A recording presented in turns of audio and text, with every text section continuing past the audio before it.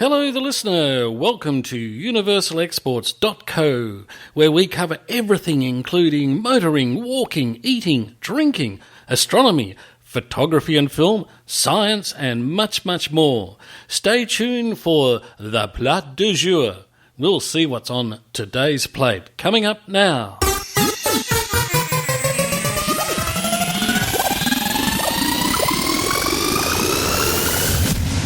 Wow, will you be delighted to be here today? We have a menagerie of offerings, full and fast, so keep your ears in fast-forward mode. There's lots to take in. Black holes, Cuban delights on the Sunshine Coast, Pier 35, a pink lake, and a maritime treasure. And just to be a little different, I'll make these short synopses to urge you to then research more detail for yourself, so you will be more involved, more knowledgeable, and curiosity piquanted.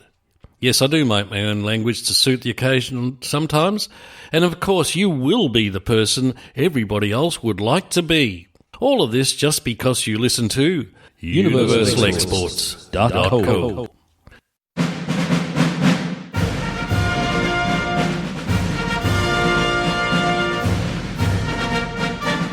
But first off, a huge thank you to all those who voted for my entry to the Road Podcast competition. Very much appreciated. I would like to announce that we came first with heaps of prizes from Rode microphones. Yes, I would like to announce that, but unfortunately we were not completely successful with our submission. But yes, we were a little bit successful in that we were awarded a consolation prize, if that's the right word, of some recording equipment along with some quality microphones. So wow, you are listening to an international award-winning podcast station. Space Talk, Space Talk, Space Talk. First images of a black hole. The Event Horizon Telescope collaboration observed the supermassive black holes in the centre of M87 and our Milky Way galaxy, finding the dark central shadow in accordance with the general relativity, further demonstrating the power of this 100-year-old theory. Now that is exciting. Unfortunately, this medium does not allow me to show you the images, but I strongly urge you to visit the YouTube channel Vertasium. He has wonderful images there, as well as an article on how to understand what you are seeing in the images. Truly magnificent stuff. That's Vertasium, Vertasium.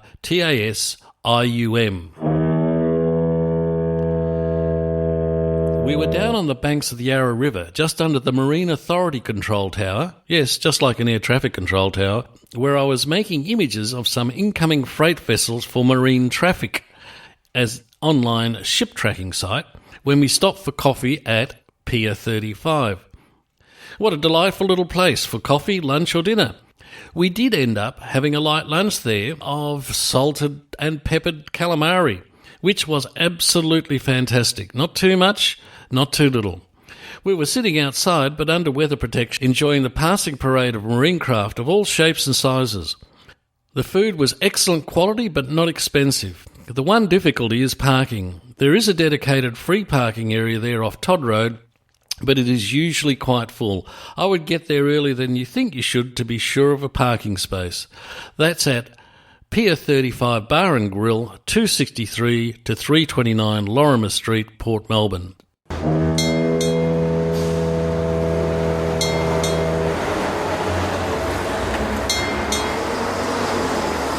Well, that's really hard to do. I couldn't find a sound for the colour pink, so I used the traffic from Westgate Bridge and sounds to introduce this post.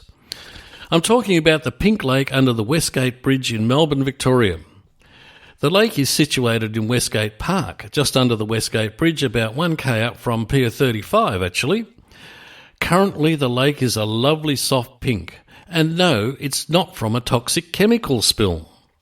One of the main reasons for the change is salt, and lots of it. Being a salt lake, the lake already has lots of salt. It only turns pink when the salt levels are higher than usual, as well as if you add these following components in varying degrees: high temperatures, lots of sunlight, and lack of rainfall. You end up with a pink lake. It's in these conditions that algae growing in the lake's salt crust produce a red pigment called beta-carotene, as well as part of the photosynthesis process.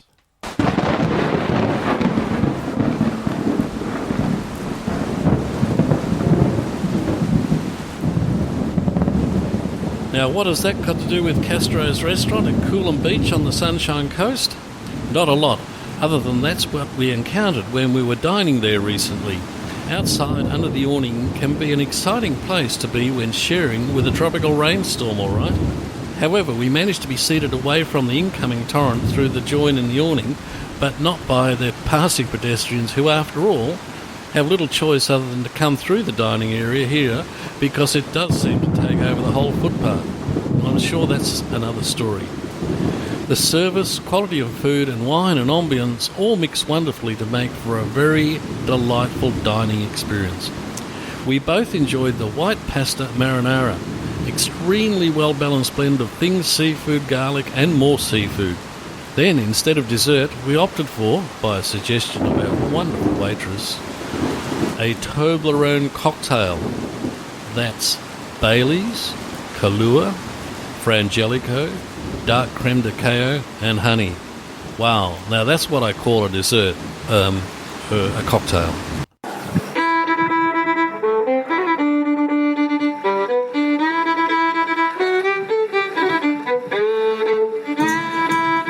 Probably not the best introduction, but it does lead to the wonderful treasure of the Mission to Seafarers located at 717 Flinders Street, Docklands, Melbourne, Victoria. As an island nation, Australia relies on seafarers. The work of the Mission to Seafarers is a way of acknowledging their work and hardships by provision of support. While most seafarers are well treated, some are still abandoned in ports far from their homes or remain unpaid or forced to work in unsafe, unacceptable conditions. In such situations, the mission plays a vital role in providing practical care and moral support. The Mission to Seafarers Victoria dates back to 1857, when it was established in the Port of Melbourne and now operates as one of the 29 port agencies nationally and over 230 port agencies worldwide.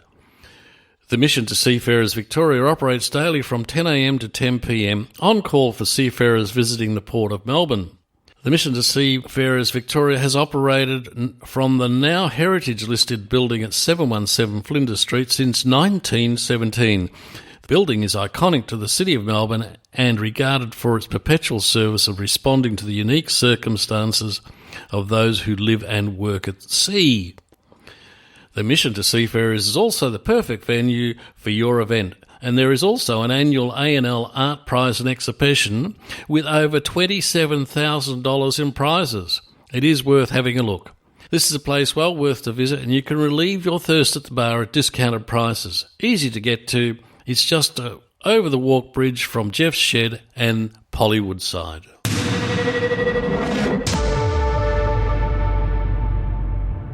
Thank you for listening. Subscribe, call back, do whatever you need to do. But please come back again. I'd love to have your company. Signing off. If you enjoyed this episode, please leave us a review on iTunes.